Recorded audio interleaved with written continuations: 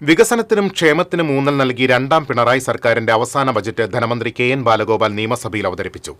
കേന്ദ്ര സർക്കാരിന്റെ സാമ്പത്തിക നയങ്ങളെ ബജറ്റ് രൂക്ഷമായി വിമർശിക്കുന്നു. കേന്ദ്രം വരിഞ്ഞു മുറുക്കിയിട്ടും പ്രതിരോധ കോട്ട കെട്ടി കേരളം പിടിച്ചു നിന്നുവെന്നും ധനമന്ത്രി അവകാശപ്പെട്ടു. ക്ഷേമ പെൻഷൻ വിതരണത്തിന് 14,500 കോടി രൂപ ബജറ്റിൽ നീക്കിവെച്ചു.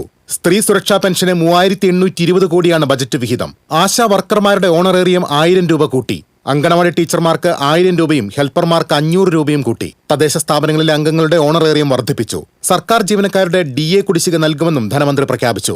1 മുതൽ 12 വരെ ക്ലാസുകളിൽ പഠിക്കുന്ന കുട്ടികൾക്ക് അപകട ഇൻഷുറൻസ് പ്രഖ്യാപിച്ചു. സർക്കാർ ജീവനക്കാരുടെ മെഡിസെപ്പ് പദ്ധതിയിൽ കൂടുതൽ ആനുകൂല്യങ്ങൾ പ്രഖ്യാപിച്ചിട്ടുണ്ട്. വിരമിച്ചവർക്ക് മെഡിക്കൽ മെഡിസെപ്പ് മാതൃകയിൽ പുതിയ ഇൻഷുറൻസ് പദ്ധതി നടപ്പിലാക്കും. പൊതുമേഖലാ സ്ഥാപനങ്ങളിലും സഹകരണ സ്ഥാപനങ്ങളിലും ജോലി ചെയ്യുന്നവർക്കും മെഡിസെപ്പ് മാതൃകയിൽ ഇൻഷുറൻസ് പദ്ധതി ആരംഭിക്കും. റോഡ് അപകടത്തിൽപ്പെടുന്നവർക്ക് ആദ്യ 5 ദിവസം സൗജന്യ ചികിത്സ നൽകുമെന്ന വൻ പ്രഖ്യാപനവും ധനമന്ത്രി നടത്തി. സർക്കാർ ആശുപത്രികളിലും തിരഞ്ഞെടുക്കപ്പെട്ട സ്വകാര്യ ആശുപത്രികളിലും ഈ സൗകര്യമുണ്ടാകും. 15 കോടി പദ്ധതിക്കായി വകയിരുത്തി. കാരുണ്യ പദ്ധതിയിൽ ഉൾപ്പെടാത്ത കുടുംബങ്ങൾക്കായി ആരോഗ്യ ഇൻഷുറൻസും പ്രഖ്യാപിച്ചു. ഇതിനായി 50 കോടി വകയിരുത്തി. നഗര മെട്രോകളെ ബന്ധിപ്പിക്കുന്ന പദ്ധതിയുടെ പ്രാരംഭ പ്രവർത്തനത്തിന് 100 കോടി ബജറ്റിൽ പ്രഖ്യാപിച്ചു. MC റോഡ് വികസനത്തിന് 5317 കോടി രൂപ കിഫ്ബിയിൽ നിന്ന് നീക്കിവെച്ചു.